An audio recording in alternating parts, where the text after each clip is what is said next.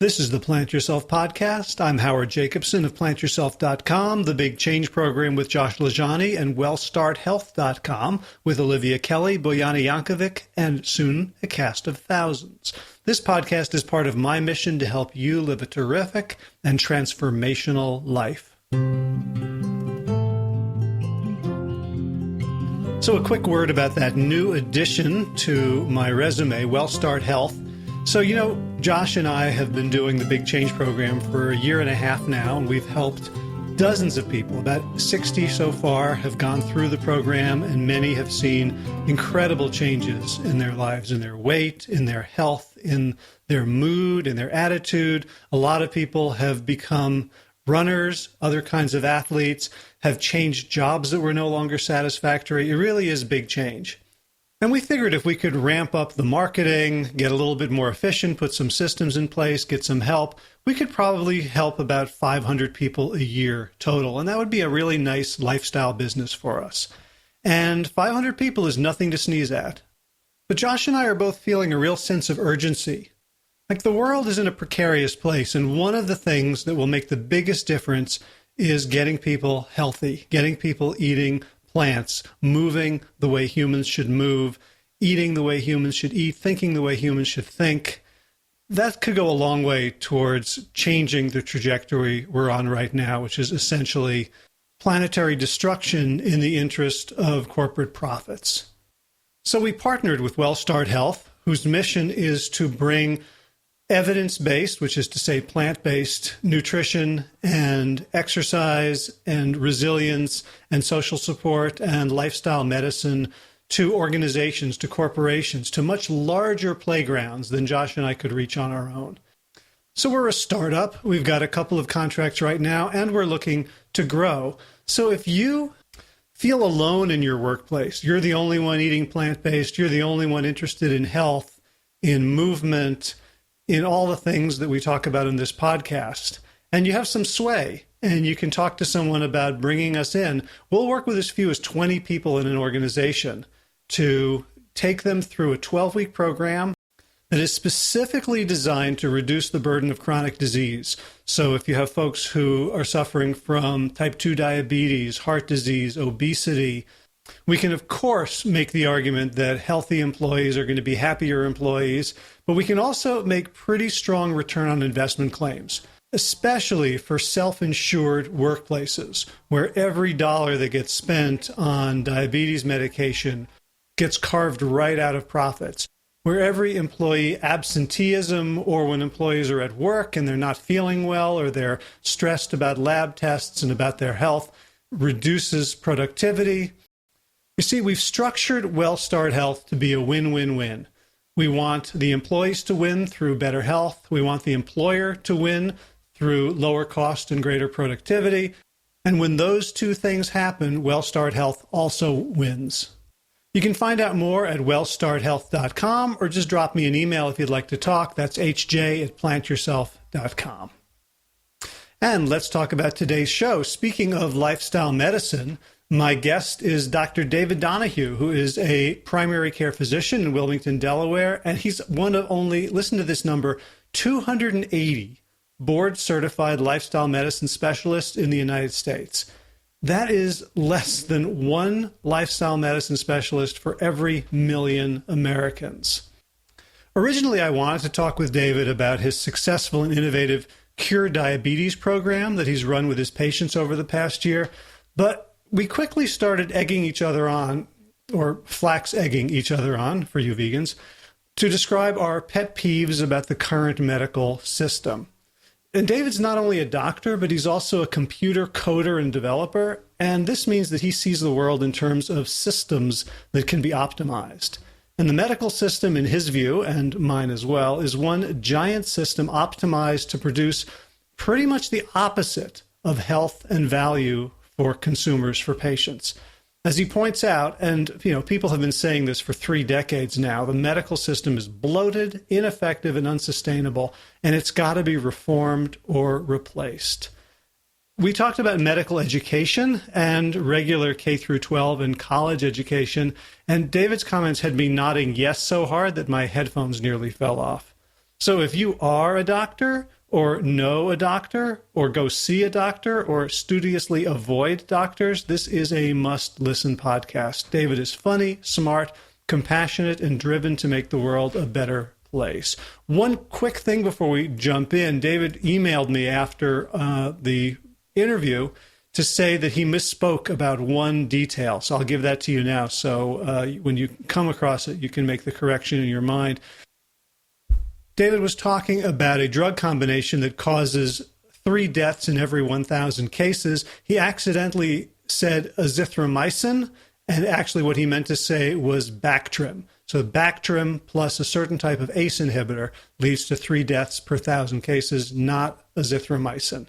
So with that, let's jump right into the interview. Dr. David Donohue, welcome to the Plant Yourself podcast.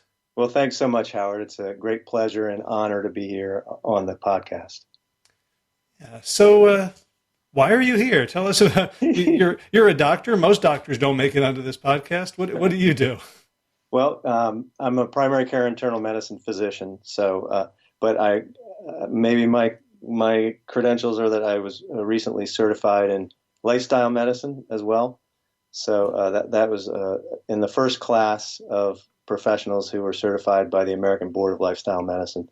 So I've very much been inspired by the mission and the message of lifestyle medicine, and so over the years I've been trying to transform my practice into something more meaningful and more impactful. So when I talk, two of the types of people that I tend to talk to are people who are really, really sick and overweight and miserable and found a plant-based diet. And the other is medical professionals who discovered this way. And frankly, the barriers are higher for doctors, right? Yeah, right. I think to undo maybe years of training. So what has your trajectory been? So this is a great point, Howard, and I have to concur. So looking around at sort of the landscape of colleagues in my area, it definitely feels like, they say it takes 30 years to get a bad idea out of medicine. And I would say that's probably, we're certainly on the same timeline with regard to lifestyle medicine and lifestyle counseling. Yeah. I mean, I've been a primary care internal medicine physician since 2000. I've, been dealing with adults and all the different kind of problems that they have since that time. But over the years I really like to read books and read the science, and I've become frustrated. I discovered some of the work in the field of healthcare delivery science, and books like Overdiagnosed or The Citizen Patient, Dr. Norton Hadler, Dr. Gilbert Welch, and these are some really, really interesting science. And as you know, as we peel back and peek at what's really done in medicine and how effective it really is, it turns out that it's far less effective than we were taught. And that's an exercise in frustration to come to awareness of that. But I saw it as a challenge to say, well, what can you do that's impactful for patients? And I'm delighted to learn that lifestyle medicine offers some real impact. Yeah. So how did you first come to this? I mean, were you an iconoclast all throughout and, organic chemistry in college and med school, or, did you have sort of an epiphany or a chipping away? That's a great question. I would say that there's chipping away. I mean, in residency, you get glimmerings that, by the way, mammograms for women in their 40s is totally useless. Like you have to reconcile that with the fact that we're taught to do mammograms for women in their 40s. And then, I was familiar with the concept of the number needed to treat, but it takes time to realize, as you look at disease after disease, treatment after treatment that we have to offer, and you learn, wow, these are much less effective than I was, led to believe, or I allowed myself to believe. So over time, I realized, most of the drugs that we have to offer, most of the screening tests that we have to offer are dramatically overblown in the value that they offer to patients, unfortunately. And so the onus was then on me to find what will work. And so I think that we have the good news is you discover this world of science, this nutrition science, which, as Dr. Greger says, there's 100,000 research articles come out every year in this field. And it offers, more healing power than I was ever taught about in medical school or residency. Mm. So this is something I sort of tell people a lot in conversation, and I still don't really believe it, is that doctors don't receive a lot of training in nutrition. Like, I know it's true, but I just keep asking doctors if it's true because some part of me can't believe it. So Howard, what did you learn about nutrition? Okay. So, and I know that in your book with Garth Davis, he says we only were taught 1 hour of nutrition. I think that's a slight exaggeration because actually I went to Baylor College of Medicine as well. I was a year behind Garth Davis. I knew him there. And actually, I worked with Dr. Jayshree Taylor, who also was a year ahead of me at Baylor, so she knew Garth pretty well. But it's a little bit more. Like, if interspersed in biochemistry, there's a little bit here and there, and you learn about vitamin C in the stomach and activating nitrosamines. And so there's a little bit. But you touched a nerve, Howard, because this is one of my soapbox speeches that I get on with my patients, and I talk about how we don't study nutrition. And at K through 12, there's almost no nutrition. So I'll put the question back to you. How much nutrition did you get?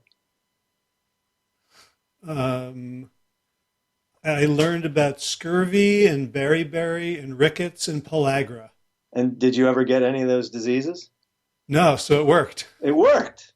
And so I go on to say that, wow, like 10, 20 hours of nutrition, you would think there's nothing of value to study or there's no science, but there's 100,000 research articles come out every year in this field, and we don't know about it. We're not going to learn about it. Your doctor doesn't know about it because they have about the same amount of nutrition education as you do. You're not going to hear about it on TV. There's no corporate budget. There's no billions of dollars, and there's no pharma reps that are going to go out to talk to your doctor. So unless you find a way to plug into this stuff, then please, we got to find our own way to learn about it, and it's incredibly important. Then I like to go on and pontificate, Howard, to say that what do we study in school? We study 1,800 hours of mathematics. We study the classics, and what good are the classics? I mean, so I don't want to come across as too negativistic about our education, but I think that so many of our cherished subjects are off the beaten path. We're studying the classics while Rome is burning. We have childhood obesity epidemic. We have diabetes epidemic. And our answer is to teach kids higher mathematics. So in medical training, it's not much better. There's no nutrition required. So we have this pre-medical required courses we have to take, and it includes organic chemistry, it includes physics, it includes calculus. Like, why do we need to study that stuff? How many times a day do you use higher math? Do you use that information taking care of patients? Or how often do we, as just consumers, as humans, need to know higher math? We seldom use those skills, yet research shows that we make 200 food decisions every day, right? And our education fails us in teaching us that, about that information. What about statistical education in med school? Did you learn how to not just read a study, but evaluate it, based on power, based on various criteria, the difference between relative and absolute risk? Were you versed in that? So that stuff came up occasionally. I did not get a thorough grounding in that. So you would think, Howard, okay, if we're going to study all that math, give us the important stuff. And I completely agree with you that statistics is one important course. And that it would be the one course that wasn't really required, that was not really emphasized at my particular institution. So I think maybe other institutions emphasize statistics more, but yeah, why all this emphasis on calculus? Like, how often do I calculate the area under a curve? Never, ever. It's a total waste of time. And so my poor kids are always hearing me rail against their current medical education and the food that's served at school, et cetera. I've proposed, by the way, a curriculum, a K through 12 curriculum that I think would be really cool if somebody would actually do it. But yeah, I mean, there's so much opportunity. So you have Dr. Michael Clapper on the program recently, and I thoroughly support what he wants to do with medical education. It totally needs to be revamped. At a minimum, let's change one of those prerequisite courses in college from, I don't know, organic chemistry or physical chemistry or physics to a course in nutrition. How about that as a radical idea? Mm. Now, it's not just studying nutrition, right? Because, Colin Campbell used to teach courses in nutrition that involved, ever more recursive looks at the Krebs cycle. Right. So there's a difference between studying the biochemistry of nutrition, which is kind of, detail oriented and fascinating, and actually studying what kind of human diet tends to lead to positive or negative results. Exactly. Yeah. The less reductionism. And then that's, if I would critique traditional medical education, the reductionistic approach is such a missed opportunity. I mean, this notion that you can't study kidney disease until you've learned about the nephron and the micro level structures. And you can't learn about that until you've learned pathology course. And you can't learn about that until you've done biochemistry. It's madness, Howard. That's not how the brain works. The brain wants to drill down from something important and then go discover what it needs to know about the mechanics of it. So this is kind of a bottom up approach where you're sort of getting a tour of every single Lego, right, before you're allowed to build a robot. Right. Yeah, that's how they teach traditionally. Now, more recently, there's been this problem-based learning, and some schools are doing more of it than others, but our school didn't do very much of it. So, and I think one thing that's illustrative, Howard, is the fact that, like in our office, we have 3 physician assistants who work alongside the doctors, and these guys have only 5 years of education, including college, plus or minus, depending on the program. But and they're effective. I mean, if you train them well. Which I believe my partner and wife, does an excellent job. They're extremely effective at doing the right thing and being very comprehensive in their care. So I think there's so much waste and so much opportunity for us to learn more impactful things in our traditional medical education. Which brings me to something else I suspect might be a soapbox of yours, which is doctors don't seem to learn how to counsel patients to change their behaviors. Yes, you're right. They don't teach. Okay, so a little bit of lip service to maybe cognitive behavioral therapy, motivational interviewing, but we don't have a workshop on that. We're too busy studying pathophysiology class or pathology class. It's just, yeah, you're absolutely right. Well, and part of the problem is it's just not thought of as part of what doctors do. I'm studying now for board recertification in internal medicine, Howard, and the questions are all along the lines of, here's a patient with 5 or 6 chronic diseases, prediabetes, diabetes, or heart disease, et cetera. And the question is always going to be something like, how are you going to adjust their medicines? Are you going to continue the Plavix for 3 more months? Are you going to switch to this other drug? And I want to reach through the paper and grab the writer of the question and say, I don't want to do any of those things. I want to talk to this poor woman about her diet and her exercise. so yeah, but that's what we're trained on in internal medicine, and I think similar for family medicine as well. We're not trained on lifestyle at all. So this is one reason why I find lifestyle medicine so inspiring. They put that front and center. And I recently have gone through a similar exercise studying for the Lifestyle Medicine Board, and the questions are very similar. They start out similar, but the options are much more impactful. How are we going to reverse this person's disease? So what techniques do you use? Whether is it motivational interviewing, cognitive behavioral therapy? Like what are a lifestyle doc's secrets about how to influence people? Because I think as a doctor, you have a lot better chance to do it. You have like a little bit of gravity on your side compared to their friend, their neighbor, their hairdresser, their accountant. Yeah, and as you know, often their accountant knows more about this stuff than their doctor does. So maybe we shouldn't have that kind of authority, but we do. And so what do we try to do? I mean, I certainly try to set this concept of SMART goals. So you set goals that are achievable and time delimited and so forth. And then you try to connect their goals with their current state, and then you try to identify the patterns of their life that are most opportune for modification. We've done this program, Howard. One of the exciting things that I've learned from the American College of Lifestyle Medicine is the idea of doing group therapy. And so we started a program for reversal of diabetes. We call it Cure Diabetes, and we've been running that for a year. So that's a technique that I had never gotten the opportunity to do before, which is getting groups of people together who all have the same condition and all have the same mission, and then walking them through. Our program is a 6-week program with a 21-day lifestyle change, and we measure stuff before and after. So I'm a big believer in giving people evidence. We share a lot of science. I don't often have enough time to do as much counseling as I'd like to, so I'll email people a link to a couple videos on nutritionfacts.org that are particularly helpful.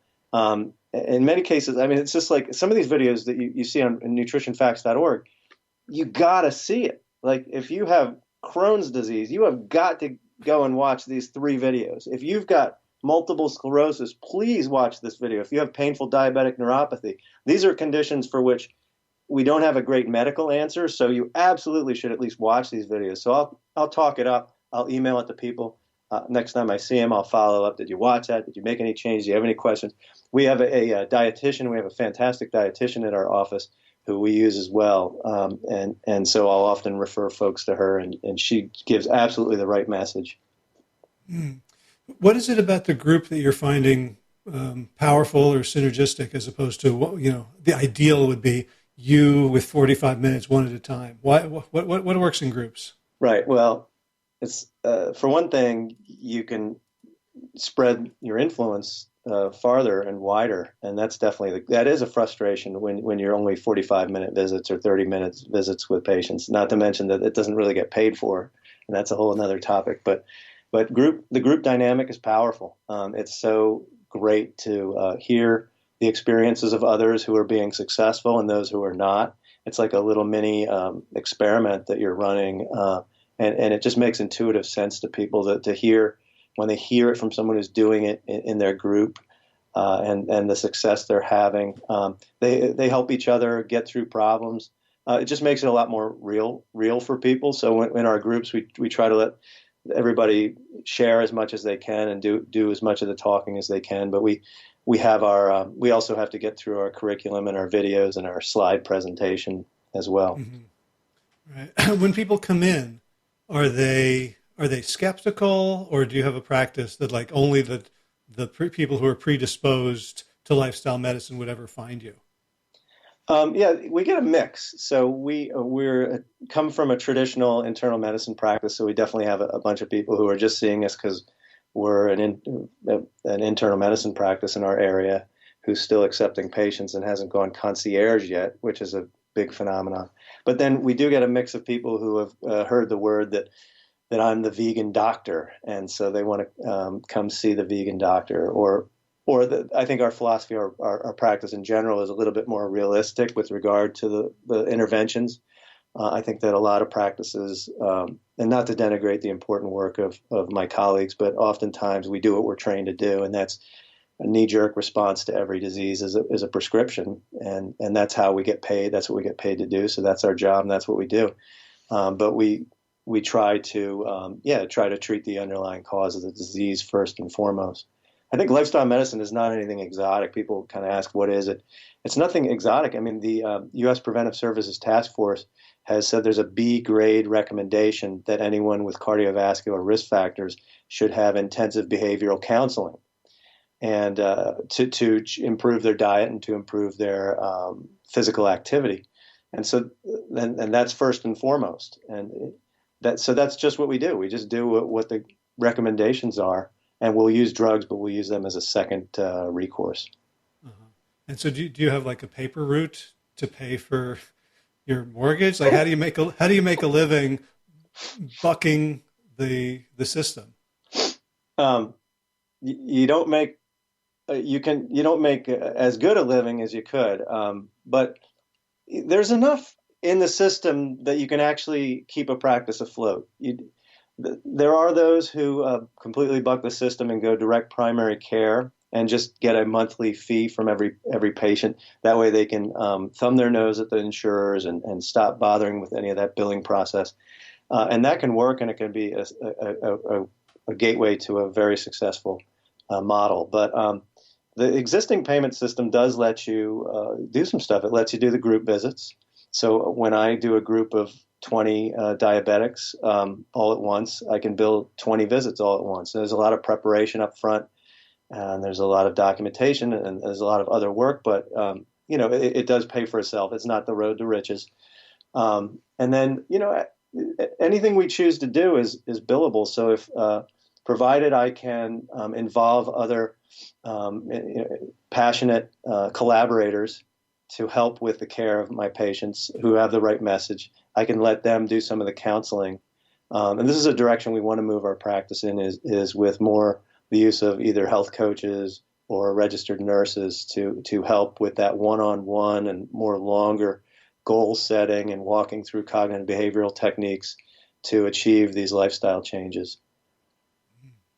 So what would I see if I sort of fast forwarded one of your 6-week programs? Like people coming in, what's an average state of the person, and then what do they learn, what do they do, and what happens at the other end? Yeah, it's interesting because it's hard to speak of an average person because everybody differs completely. So I have some people with prediabetes, I have people with diabetes, I have people in their 30s, I have people in their 80s. I have people who are skeptical. I have people who have already bought in and made the dietary changes. I have people with rip-roaring hemoglobin A1Cs rip-roaring diabetes with hemoglobin A1Cs of like 10 plus. I have people who are barely even insulin resistant who just want to go through the program. So it does vary a great deal. The people who are most successful are those who have some support from a loved one or a partner of some kind, or they're all alone and they have control. The people who are in trouble are those who have a partner who's resistant to it. But then at the end, we measure a bunch of information before and after, and we'll see folks who are able to make the changes. We've seen A1Cs drop as much as 3 or 4 points in just 3 months. We've seen all sorts of disease processes reverse. People's painful diabetic neuropathy reverse, pain in general. It's all sorts of different, blood pressure, just sky high blood pressure coming down to a normal level. So there's been a lot of different kinds of successes we've experienced. It's extremely gratifying. So what's the moment that you've got someone?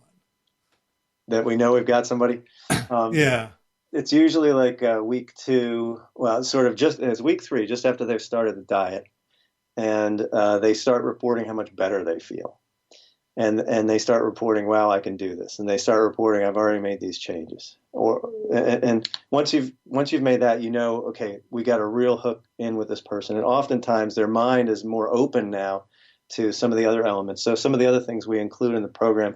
And I want to thank you and nod to the Plant Yourself podcast. I get a lot of good insights. I'm a listener to your podcast, and I'm a great admirer of your work.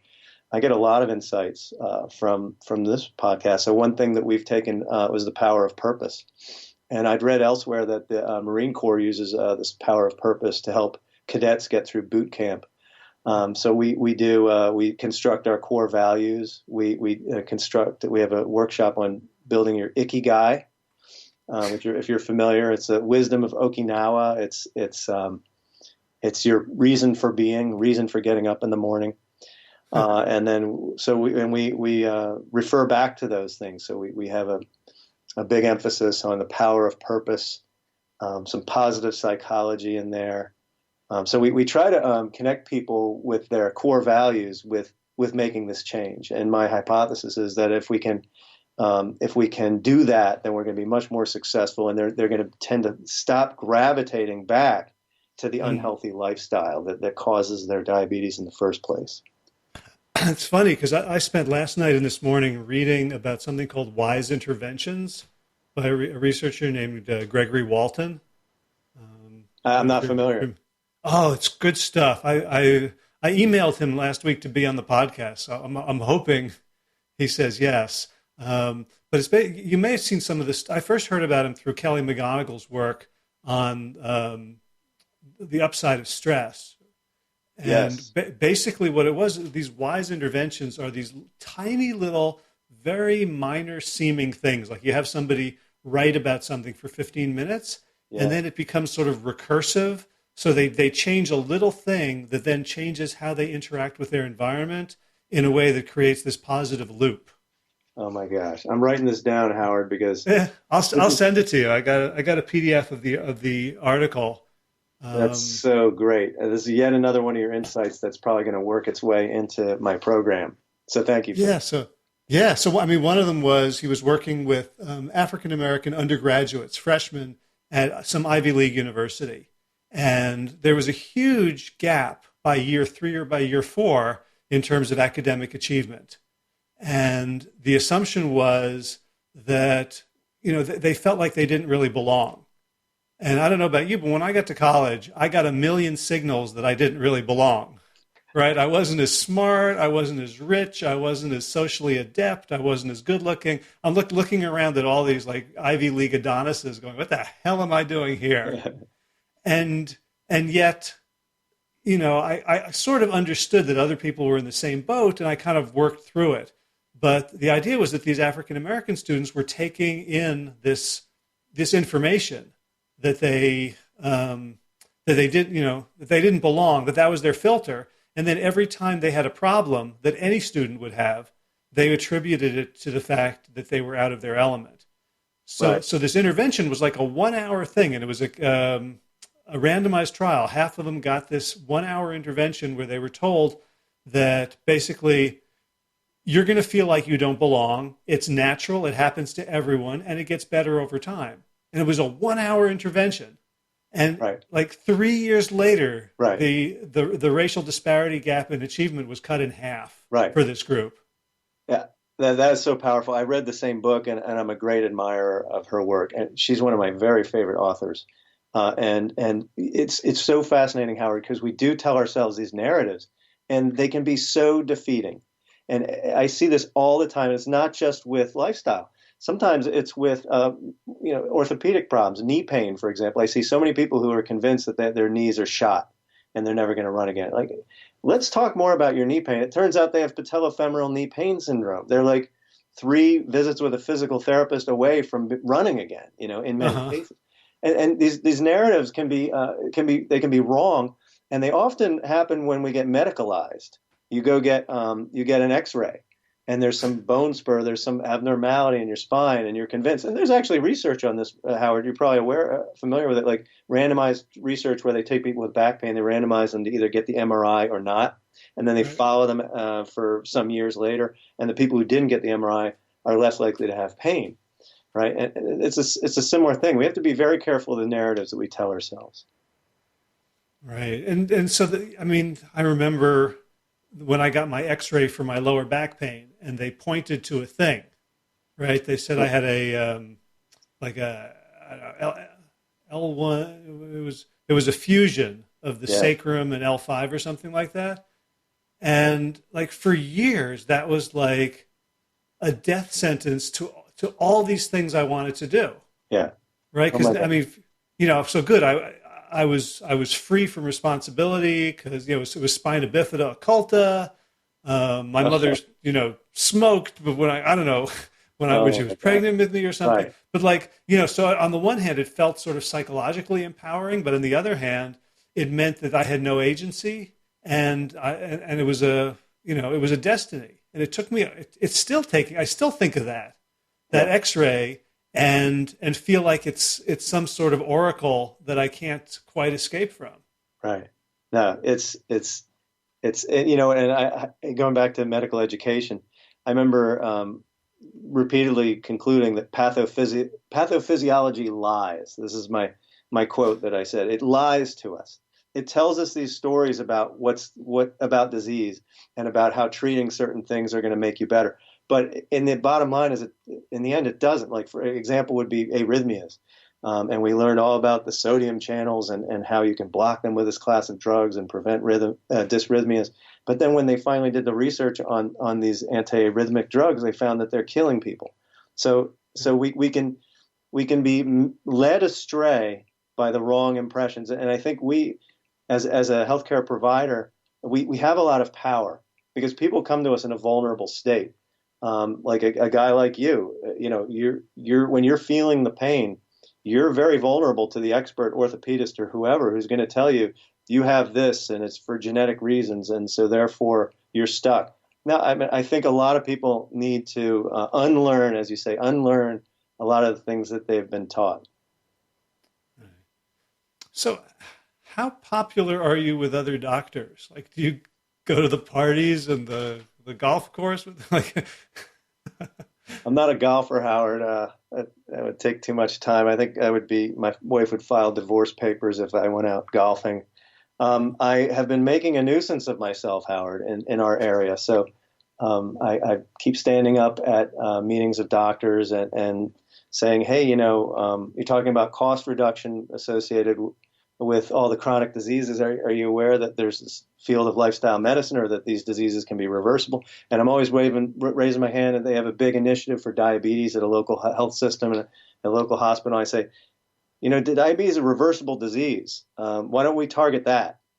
And so I keep trying to chip away. I gave a talk at a primary care academy that was somewhat blasphemous, but it wasn't. I don't think I ruffled too many feathers. People are kind of like, it rolls off their back. They're not too bothered by me.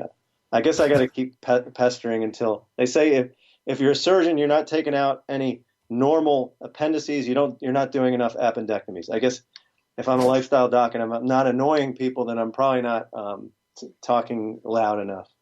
So I'm wondering if at some point, if one of these doctors is going to like sneak in through the back door to your practice as a patient, like that thing about reversing diabetes. Like, I mean, do you talk to the doctors? Like, are they on all these meds themselves? I think they are. Yeah, I mean, I know they are, but yeah, like I'll talk to the doctors. I was recently at a holiday party, Howard, and at the Department of Internal Medicine, and you would not believe the food that was being fed, Howard. They had 2 sausage tables. They had a roast beef table. They had a chicken table. They had a fish table. They had like a pork something table. They had a bacon table with chocolate dipped bacon, and a woman walking around with a sword with lamb chops. This was Department of Internal Medicine. Recent holiday gift, and I'm grateful to the many wonderful practitioners in my area, and I have a great deal of respect for them. But they know that we're the plant-based office, and we have, when they come and visit us, we ask them to bring a vegan lunch. But they sent us Omaha steaks. Yeah. So as Dr. Williams says, Dr. Kim Williams says, the number one cause of death of cardiologists is heart disease. And so, I guess it's no surprise. We don't have any particularly great insights in how to prevent our leading killer among the established, medical profession. Yeah. So you weren't always a medical professional, right? Your background was in coding and IT development?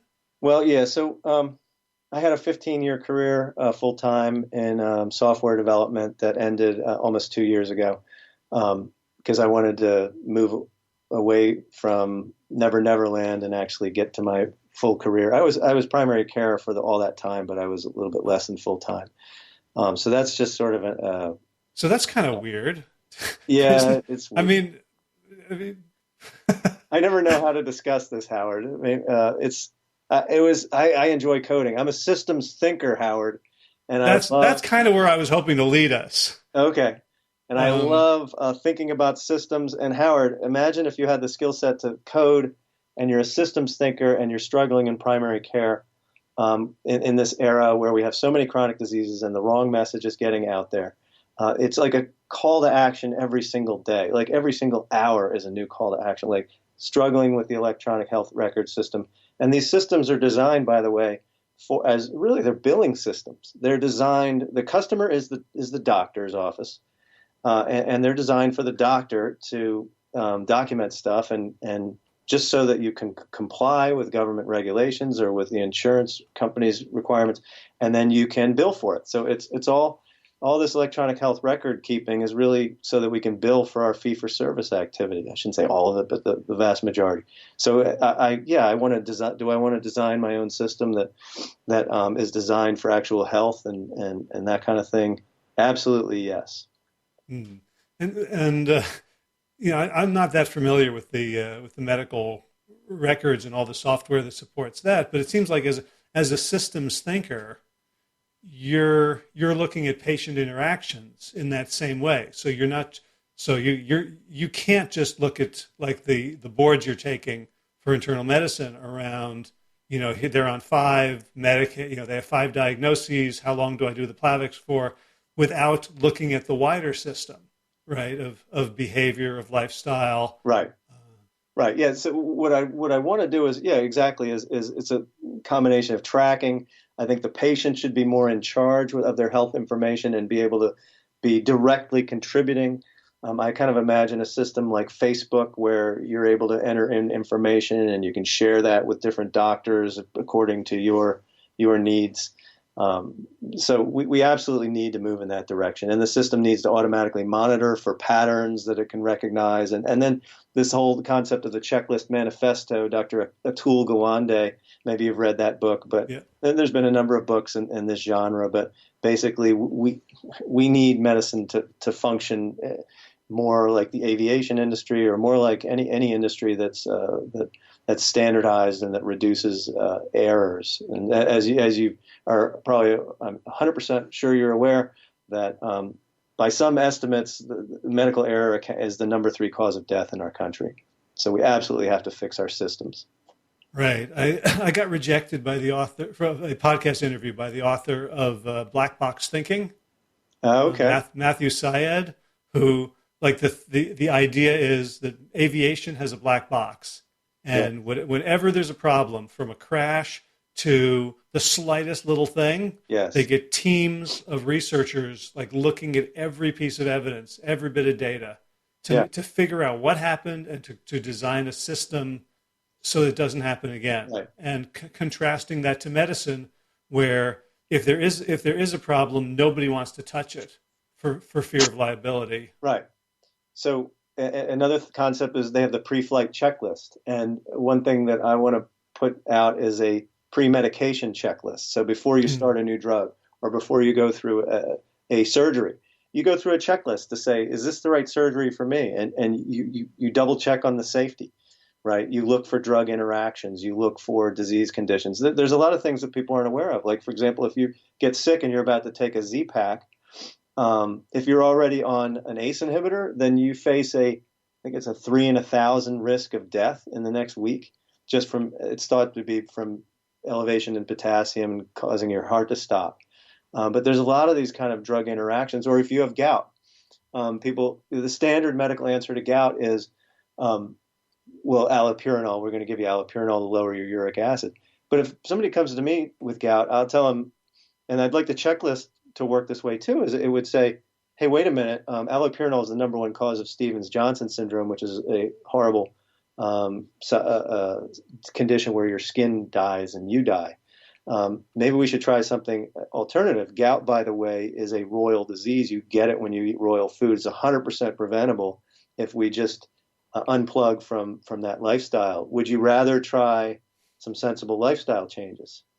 Let the person check the box, yes, no, and then go from there. But I think you would reduce the amount of times that we put people through these kind of procedures. Right, and when you hear you talk about it like that, it almost feels like not doing it is malpractice. Yeah, I mean, I've had my wrist slapped for using the M word in a medical setting, malpractice. But yes. I mean, arguably, I think I used it in conjunction with lifelong people with MS never being told about diet. To live your whole life with that debilitating disease and never learn once that there's some research evidence that you might be able to reverse it with a healthy diet. I think we need to head in that direction, and we need to build this system that will do that and prevent our malpractice. Yes. So, what have you learned from doing? How many of the diabetes cure diabetes programs have you run? We've had 8 cohorts through, 10 to 20 people each. Gotcha. What have you learned from number 1 through number 8 that you're going to apply to number 9? Yeah, great question. Wow. What have we learned? We've learned that diabetes is in fact reversible. We've learned that that the partner is a key element and one of the most key markers for success and it's to the point where we now strongly encourage everyone to bring their partner to each visit. We've learned that we have to be a little careful with the message. We have to be very careful with the message, but it's not good enough to just go vegan. We really need to reduce the fat and the oil and the calories and the sugars. And so a lot of people just switch to veggie burgers and think everything's going to be fine. We've learned some tests that work and some tests that don't work. C-reactive proteins just bounce around way too much, so I don't test those. I've had more success testing HOMA-IR score, calculating the HOMA-IR score from the fasting insulin and fasting glucose, and that's been a useful tool. So we've learned that works well.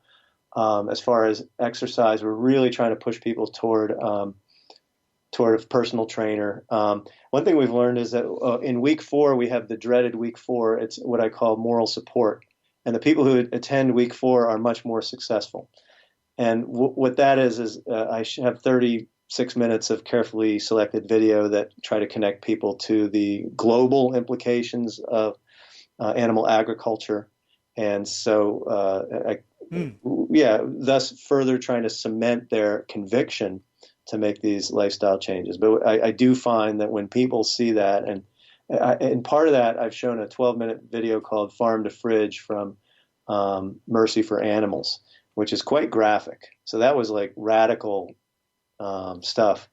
And last group, I learned that was too graphic for people. So last group, I instead put a different trailer from a documentary I'm excited about coming out in 2018 called Dominion. It has a great 4-minute trailer. But overall, we've learned that that a key message is we have to keep people participating. And so I've learned that you can't come out a little too harsh and too firm. So we really try to make it clear that there's different avenues to success. It's not like this is the one avenue. We hold up the whole food plant-based diet I want to give people a clear picture of what the ideal diet looks like if you really want to do this Herculean task of reversing diabetes. But there's many ways to get there, and any amount of movement really helps. And I've also learned that by far the most valuable thing that we've included in our program is cooking demonstrations. Mm. Yeah, so I was going to ask you about, they said veggie burgers are not going to get you there if you just go vegan and keep the same sort of pattern. So how do you help people or talk to people about transitioning, right? Because like obviously if you come in and say you've got to go 100% on day 1, and it sounds like they don't even change their diet until week 3, right? Yeah, it's like day 10. Like week 1, it's just introductions, and I talk about the cause of diabetes and how lifestyle is important. Week 2, we get into here's what we're going to recommend you do, and here's what's in here, and here's what we recommend you don't eat. And we do recommend a big change that you hit on day 10, and that lasts for 21 days. We say you can do it however you want, and you could make that start date slide, and you could ease into it if you want. But this is the ideal, so we recommend the complete dietary change. We give them a lot of recipes. I work with Karen Smith, who's a registered dietitian. She's really talented at food preparation, so she does some cooking demos, which by far get the highest rating in our program. And then there's the group support, and we have people bring in recipes and share recipes. So food is key, and we show some cooking videos, and we have the workshop in week 3 where we get hands on and make overnight oats, and we make and Karen makes a 3-ingredient chili that's just delicious. It takes like 2 minutes to make. So we just show how easy it is, how powerful it is, and and we show them it's doable. And one of the things we really hear is, wow, this is easier than I thought. This is tastier than I thought. I thought I was going to be like chewing on my own bicep, but no, it's this is really good stuff, and I feel great. So oftentimes, I have to tell you, Howard, it's really inspiring to run these kind of programs. And I hope if anyone listening is inspired to create their own program, diabetes is probably the lowest hanging fruit. It's for many reasons, and if anybody wants to I'm happy to help them along if I can. Right. Well, that's what I was thinking is I'm like furiously typing your what you learned. I take notes just so I can write up the show notes afterwards. But I accelerate it because like, oh, this is really good. I got to remember this because I'm involved in various coaching programs and disease reversal, and I'm thinking like, there's 100,000 articles on nutrition published every year, but there's a ton of information about how we actually get people to change and maintain that change and be successful. And it's like, it's hidden under rocks everywhere. Right. Like your little nuggets of experience. Like we learned this, I tried this, it didn't work. We went too fast here. We harshed on something here. And then we kind of mellowed out and didn't start like all that stuff. There needs to be some sort of wiki on plant-based lifestyle medicine behavior change so that we can all, so rather than me starting a program and making all the same mistakes, and if I'm lucky, catching half of them, starting with you as a head start. I love that idea, Howard. I'm not grateful for yet another call to action, but I agree that needs to happen. That's a great idea, a wiki or a forum of some kind. Well, somebody else who's listening can set that up. Hey, maybe a good coder who can or developer who can throw together. Yeah, they don't come cheap, those coders, but I do know a few. Well, it's probably cheaper than the healthcare system we have now. Don't get me started on that topic, Howard. It's a frustration. That where we put our money, I mean, there's so much opportunity for us to realign, as a systems thinker, to realign how we finance things and how we incentivize the providers and then the training. So the good news is, Howard, that there's so much opportunity that I think we're definitely going to see improvements over the coming decades. I don't think it'll come as quickly as most of us would like it to. And the other good news is that there's a lot of opportunity for those of us who do have the skills and the knowledge and the desire to reverse chronic disease. We will be in business for a very long time. But like Dr. Michael Clapper, I want to say, I would love to put myself out of business.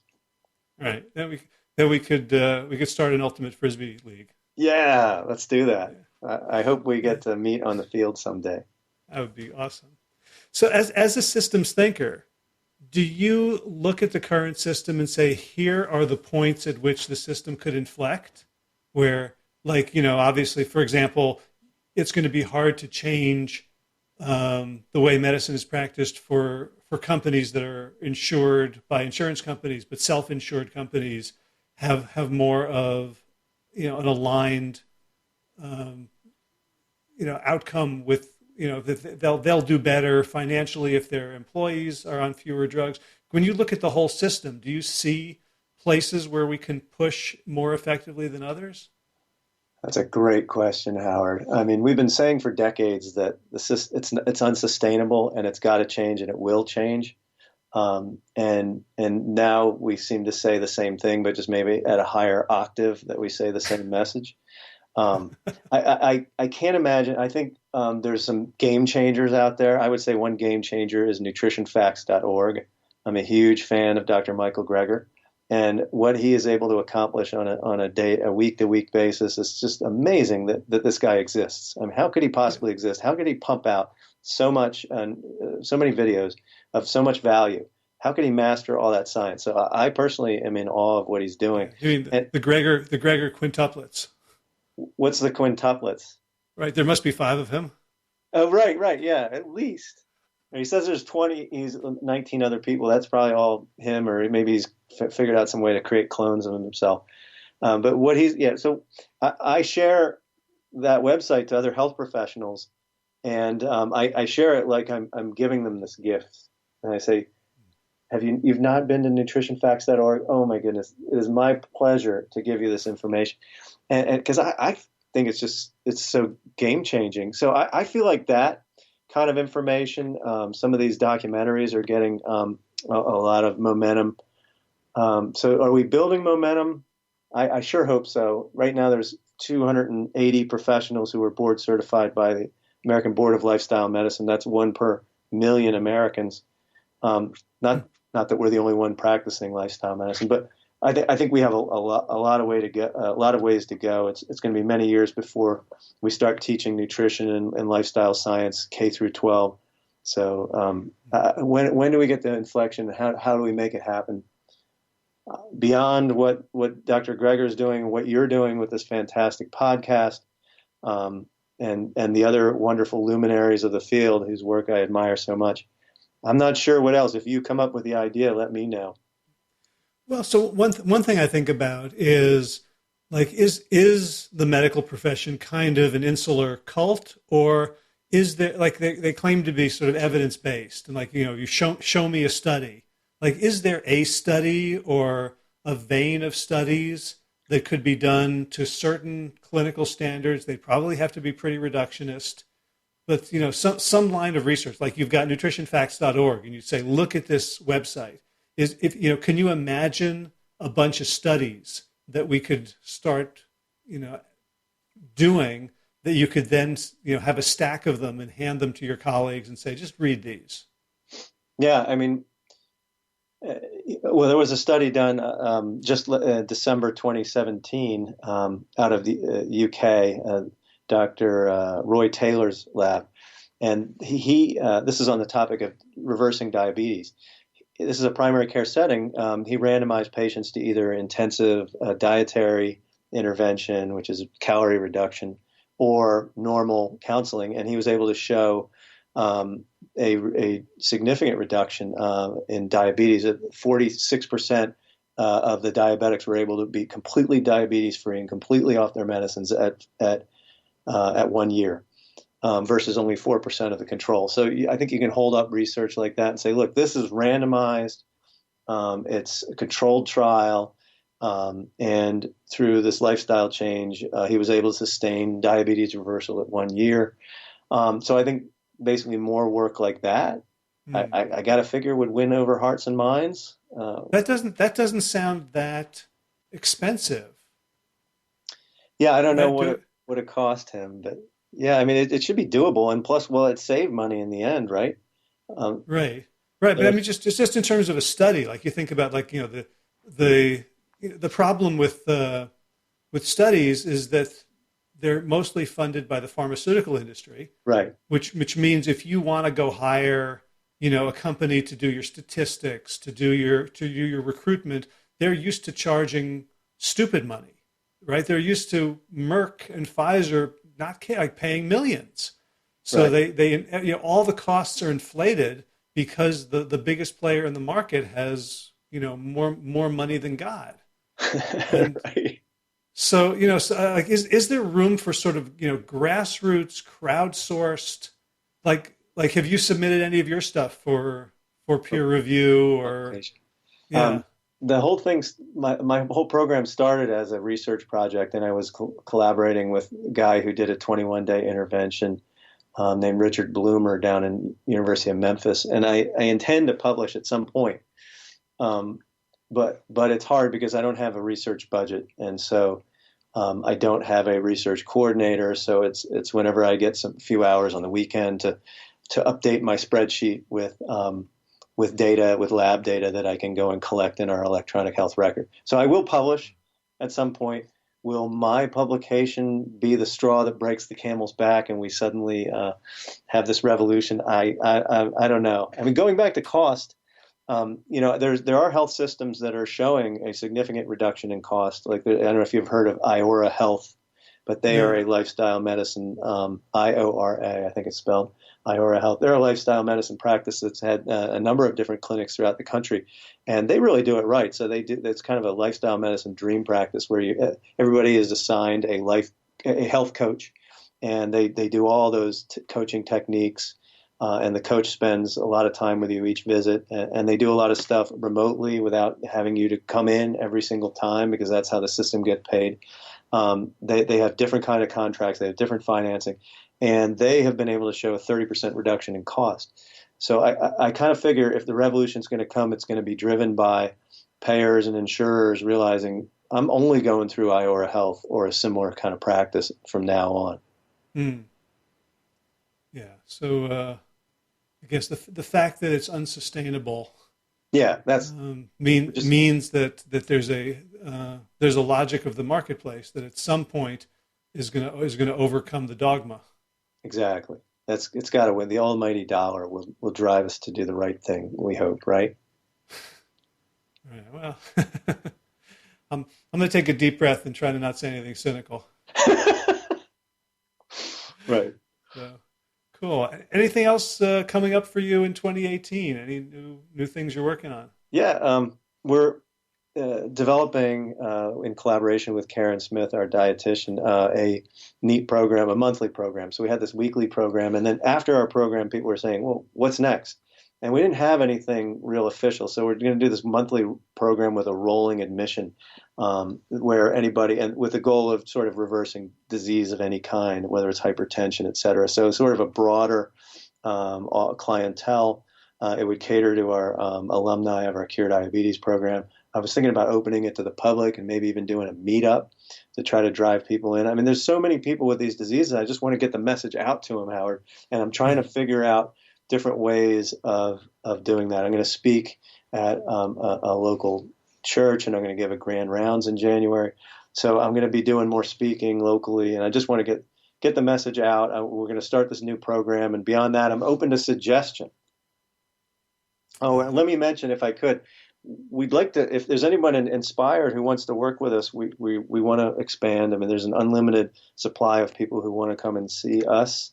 In our market, there's just an undersupply of primary care in general. So if anybody wants to contact me and what's your market? We're in Wilmington, Delaware. Yeah. Okay. Yeah, which cool. is So, yeah. What sort of people are you looking for? Yeah, we're providers. So nurse practitioners, physician assistants, we're physicians of any kind who are interested in lifestyle medicine, want to practice, and then we're hiring some registered nurses, and we have not yet tried health coaches, but I'd like to hire a health coach or wellness coach if we could find the right person who could do kind of what IORA Health is doing. So kind of at any level, we're open to hiring the right person. We've got a really good group, and I want to keep it with just a really good, knowledgeable and passionate group of people. Awesome. How do they get in touch with you? Well, people can email me at drdonahue@gmail.com. That's drdonahue@gmail.com. I'm on Twitter at WellDrDave. And also we have a website, new website, progressivehealthproject.com. So my practice is called Progressive Health of Delaware, but we have progressivehealthproject.com. progressivehealthproject.com, and I'll include links to the show notes. And Well Dr. Dave is again DR, WELLDRDAVE. Yes. Cool. So I hope people, the right people flock to you. One of the things that I would like to work on over the next 5 years is develop a coach training and coach certification for evidence-based lifestyle medicine. Because there's a lot of great coaches out there who have unfortunately, gone through places like, IIN, Institute for Integrative Nutrition, and they come out knowing how to coach and having no idea what the truth is that they should be coaching on. Right. Right. So as Josh Lejandi and I do a lot of coaching in our programs. Yeah. We need to find other coaches who can do what we do in order to scale. So I would love to be part of some initiative to train, enough health coaches to serve those 280 million Americans who could use it. I love it. That could be part of that whole wiki project that you mentioned. Yeah. Wiki coaching. Cool. Yeah. Yeah. Well, David, thank you so much. This has been so much fun. I took a lot of notes that are going to be useful to me. I'm going to check out the the Roy Taylor study and a bunch It's of called other the things. direct trial, DIRECT. And it just came out this month, you said? Yeah. Yep. Direct trial. Okay, I'll find a link to that in the show notes as well. And in the meantime, it was wonderful to hear that some of the people I've had on this show have been helpful to you, and I would love to to keep having the conversation going back and forth, so that that I can learn from you, and that everyone else who's listening from this is also going to gain insights. Yes, I mean the insights to me are amazing, Howard. It's almost every week. It is yet another great insight and another great book that I want to go and read. So your reading list is awesome, and the guests you have are really strong. And Karen is a fan too. So both of us are listeners, eager listeners. We incorporate a lot of the stuff we learn from you and from your guests into our program. I just think there's so much valuable information for people for their own lives, but even for people who are healthcare professionals who want to transfer some of this knowledge to the benefit of their clients and their patients. That's so great. Let me say many thanks for the wonderful work that you do, Howard. Well, thank you. Honestly, I've never really thought about that this could have value for professionals in their professional capacity. So. My gosh! I'm going to have warm fuzzies for a week now. Oh, you should every day. If I apologize that I have been remiss in not giving you that feedback, because it is wonderful stuff there that I'm getting new insights every week from you. So thank you. Well, and right back at you. I hope you enjoy this episode when you're listening, David. Okay. Future David and Karen. So. Yeah, thanks so much. This has been so interesting, and I'm so happy that you are one of 280, and that next year might be 560, and that it will keep snowballing until this becomes the norm, and the current norm becomes like bloodletting, something that recedes into the recesses of medical history. Exactly, that day will come. We both know it. So I agree. All right. Well, thank you so much, and be well. Thank you, Howard. Take care. Bye now. If you enjoyed this episode of the Plant Yourself podcast, please subscribe and leave a review on iTunes. For more information about the Big Change Program led by me and Josh Lajani, visit bigchangeprogram.com. For more information about Well Start Health and our organizational interventions, visit wellstarthealth.com. And be sure to check out the show notes for today's episode with links to everything we talked about at plantyourself.com/255. There's a lot of PDFs, of links to studies. This was a very, eggheady conversation, and you can find references for the things we talked about so that we're not just pulling things out of our butts. If you're new to the show, you can catch up on 254 archived episodes over at plantyourself.com. And if you get the podcast, but not my weekly-ish newsletter, you can also get that, the Big Change Bulldog. And by the way, you can also get my report, Cheat Day Blues, which is empowering alternatives to the idea of a cheat day at plantyourself.com/cheat day, one word. In garden news, we finally have some. We started a whole bunch of seeds indoors under grow lights. In doing a little bit of research, I discovered that your basic $20 shop light, like fluorescent shop lights, 2 feet, 3 feet long, are pretty much just as good as the really, really expensive, fancy garden grow lights. They've worked very well for us. So we just got a piece of industrial shelving from Costco, hooked up the fluorescent shop lights, and put in the starter trays. And hopefully within a few days, I'll have something to show you on Instagram. In running news, I had my first good run on Sunday. It was 12 miles. I felt just as strong at the end as at the beginning. So I'm looking forward to getting more into it and hopefully doing a good showing, maybe even sub 4 hour, at the Tobacco Road Marathon in Raleigh, in North Carolina in March. So thanks to Will Ridenauer for allowing me to use his beautiful song, Sabali Dawn, Dance of Peace. You can find more of Will's music at his website, willridenauer.com. And thanks to all you Plant Yourself podcast patrons. Got a new one this week, so here we go. Kim Harrison, Lynn McClellan, Anthony Disson, Brittany Porter, Dominic Maurer, Barbara Whitney, Tammy Black, Amy Good, Amanda Hatherley, Mary Jane Wheeler, Ellen Kennelly, Melissa Cobb, Rachel Burns, Christine Nilsson, Tina Sharp, Tina Aaron, Jen Vilkanovsky, David Bizek, The Mysterious Michelle X, Elizabeth Feldman, Victoria Dolman, Obelia Stoller, Alan Christensen, Colleen Peck, Michelle Andrew, Josina, Julianne, Roland, Stu Dolnick, Sarah Durkis, Ranthus Durkis, Kelly Cameron, Wayne Pedersen, Leanne Peterson, Janet Selvey, Claire Adams, Tom Franzek, Jeanette Bellum, Gil, Sarah David, Donohue, Blair Cyber, Duro, Navizo, Gio, and Carolyn Argentati, Jody Friesner, Ruth Ann Funderburg, Misha Rose, and Michael Warbeck.